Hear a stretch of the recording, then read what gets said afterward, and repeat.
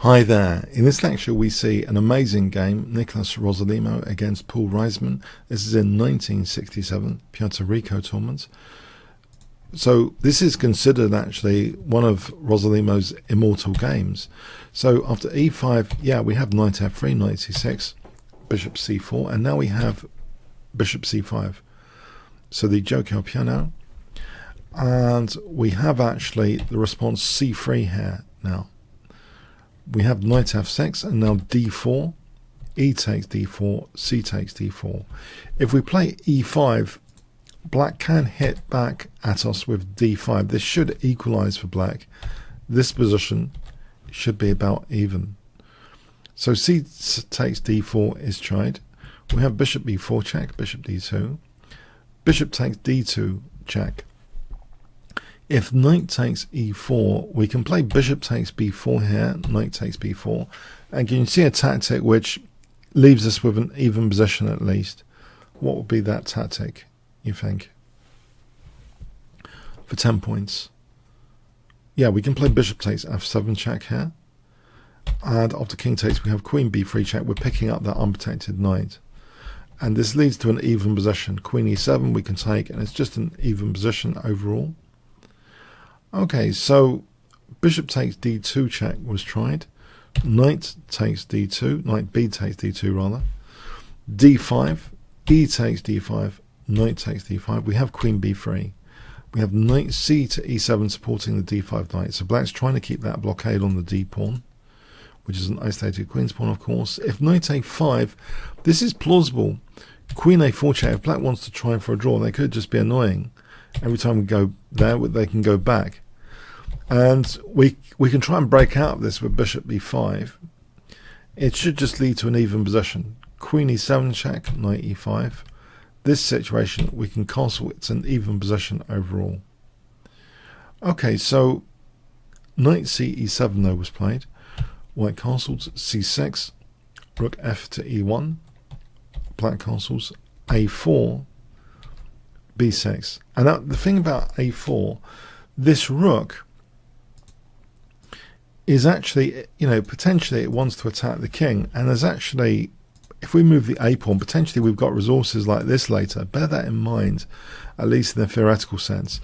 How do we get the rook resources near the king? We need to go via the queen side. Our third rank here is clear of pawns. That is one perk of having an isolated pawn. We've got a third rank which could be an attacking third rank, and it's cleared out a bit more with knight e5. We have bishop b7, and this is also a signal, a kind of weakness of the last move, that actually, you know what, this ambitious idea of rook a3 to h3 could actually see the light of day one day.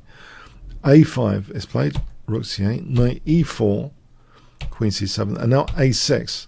The bishop's pushed into that corner, and here now queen h3, and it's a rather dangerous position. It's a very interesting isolated queen's pawn game in effect. So white is trying to play with the dynamics of the position. It's king safety dynamics. We have knight f4, queen g4, knight e to d5. Now guess what white plays here. So about using resources near the opponent's king, and actually in this position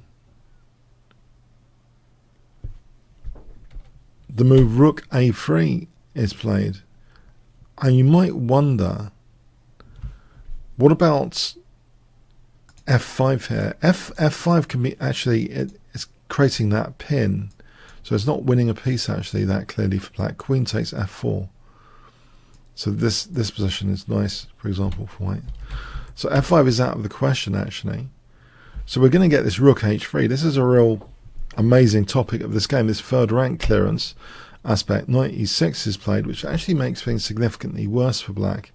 Now bishop takes d5, c takes, knight f6 check, king h8, and white plays a spectacular move. So for 200 points, there's actually two moves which are super good. So if you spot either of them here, 200 points. What do you think white played in this position? Spectacular. It's like Marshall's brilliancy, that's a clue. Queen g6, yeah, the queen can't be taken, basically. It's a crushing move. So it turns out, you know, there's also another move here which is very good. If you found queen takes e6, if that queen is taken, guess what we have here? Yeah, check all checks, knight g6 check, h takes, and we have rook h3 checkmate. That rook delivering checkmate.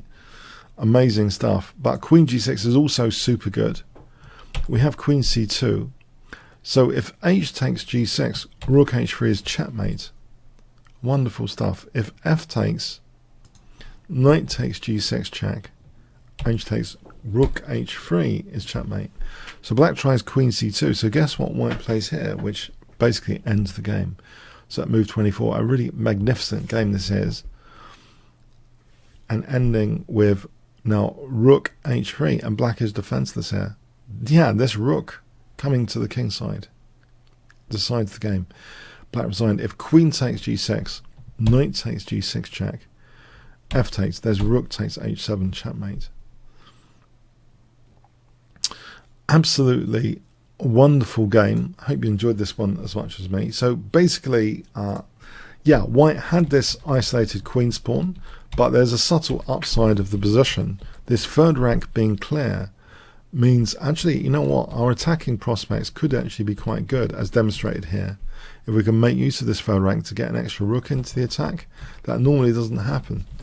So yeah, this is such a great attacking position, actually. This position is pretty dangerous for black. Great stuff. I hope you enjoyed this as much as me. Thanks so much.